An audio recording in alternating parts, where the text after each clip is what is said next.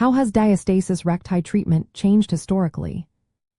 Imagine a time when postpartum women had little guidance on how to recover their core strength after pregnancy. That was the reality not too long ago. Diastasis recti, the separation of the abdominal muscles along the middle, was often ignored or misunderstood. Doctors relied mainly on physical exams to feel for a gap between the muscles, which could be inaccurate or incomplete. As awareness grew, so did the use of better diagnostic tools like ultrasound and magnetic resonance imaging. These imaging methods give precise measurements of the interrecti distance, which is the width of the separation, helping providers track progress and decide on treatment options. In the early days, treatment was mostly about doing simple abdominal exercises. These exercises were generic and not tailored to postpartum needs. Over time, physical therapy programs became more specialized. Today, they focus on strengthening the deep core muscles, especially the transversus abdominis, which acts like a natural corset. Exercises like pelvic tilts, controlled breathing, and avoiding movements that strain the midline are now standard. Some programs incorporate kinesiotaping or electrostimulation to support muscle recovery, especially in the early postpartum weeks. The goal is not just to close the gap but to rebuild strength, support the spine, and help women return to daily activities and fitness routines safely. When conservative methods do not work or the separation is very large, surgery becomes an option. The first surgical techniques appeared in the 1960s, combining muscle repair with skin removal.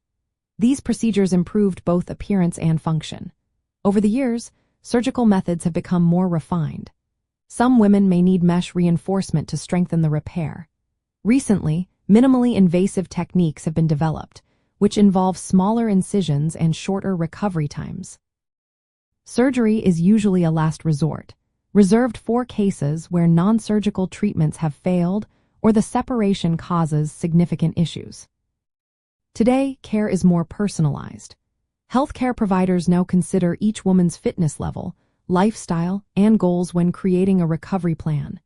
This means exercises are tailored and progress is monitored with imaging. Prevention has also gained importance.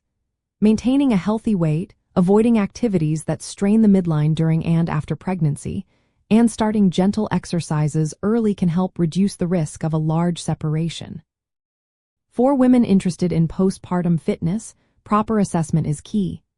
Checking for diastasis recti should be part of every postpartum checkup before resuming high-intensity workouts. Once measured, a safe, tailored exercise plan can be designed.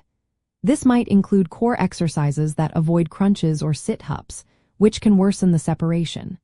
Working with a physical therapist or fitness professional familiar with postpartum recovery is ideal. As women recover, they can gradually add more challenging moves, always listening to their bodies. The process can take months, and that's perfectly normal. Overall, the treatment of diastasis recti has shifted from being overlooked to being a well-understood part of postpartum recovery. Advances in diagnosis, personalized therapy, and minimally invasive surgery have all contributed to better outcomes. The focus now is on safe, effective recovery that supports long-term strength and health.